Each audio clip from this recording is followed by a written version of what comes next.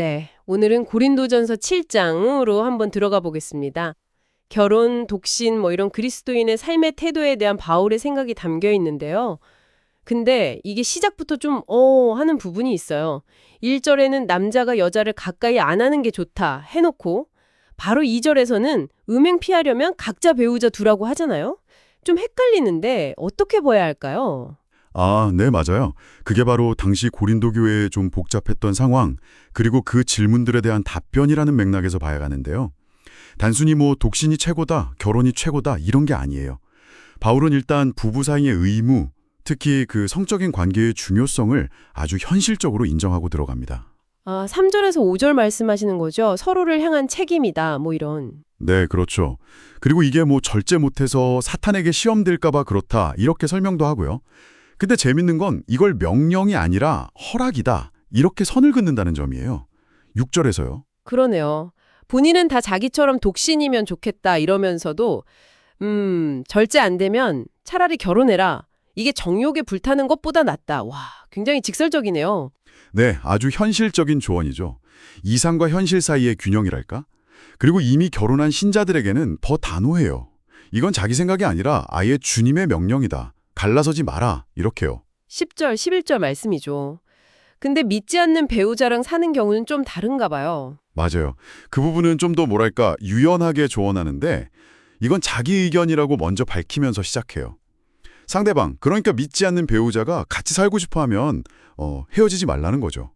심지어 믿는 배우자 때문에 그 배우자랑 자녀까지 거룩하게 될 수 있다. 이런 가능성도 언급하고요. 14절에 나오죠. 와, 그렇군요. 근데 또 반대로 믿지 않는 쪽에서 헤어지자고 하면 굳이 얽매일 필요는 없다? 이렇게도 말하네요.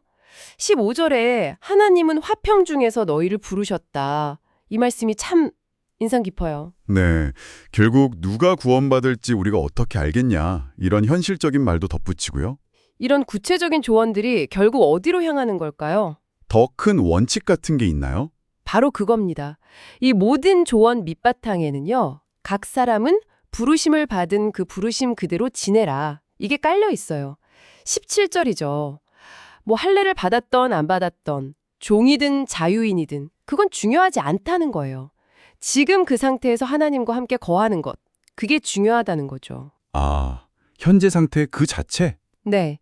그래서 23절에 값으로 사신 것이니 사람들의 종이 되지 말라. 이 말씀은 정말 어떤 상황에 있든지 그리스도인으로서의 그 정체성, 그 자유를 지키라는 아주 강한 메시지로 다가옵니다. 상황을 바꾸려고 막 애쓰기보다는 그 상황 안에서 의미를 찾아라. 이런 느낌이네요. 그렇죠.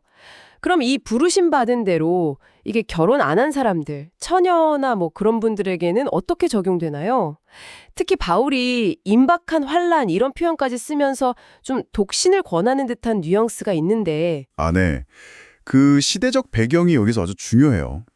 세상 끝이 임박했다는 어떤 긴장감, 그게 바울의 조언에 상당히 녹아 있습니다. 그래서 때가 단축되었다, 이 세상의 외형인 지나간다, 이런 표현들이 나오는 거고요. 결혼 자체가 죄는 아니지만 어쩔 수 없이 배우자를 기쁘게 하려는 그런 세상적인 염려가 생기잖아요. 그렇죠. 아무래도. 네.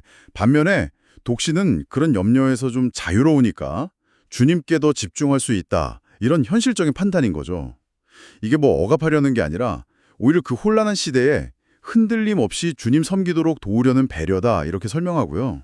아하, 주님께 집중하는 것. 약혼한 사이나 아니면 사별한 과부의 경우도 비슷한 맥락이겠네요. 결혼해도 괜찮지만 가능하면 그냥 지내는 게 더 낫다, 혹은 더 복되다, 이런 식으로. 정확합니다. 과부의 경우 재혼은 자유인데 단 주 안에서만 해야 하고 그래도 그냥 지내는 게 더 복이 있을 거다. 이렇게 자기 의견을 덧붙이죠. 중요한 건 바울이 이런 조언들을 그냥 자기 생각으로만 말하는 게 아니라 마지막에 자기도 하나님의 영을 받은 자로서 말한다고 강조한다는 거예요. 40절 끝에요. 자기 권면이 성령의 인도하심 안에 있다는 확신을 보여주는 거죠. 오늘 고린도전서 7장을 보니까 와, 정말 2000년 전의 고민이 생생하게 느껴지네요. 이게 단순히 결혼이 좋다, 독신이 좋다 이런 차원의 문제가 아니라 각자 처한 상황, 받은 은사 안에서 어떻게 하나님을 더 잘 섬길 수 있을까?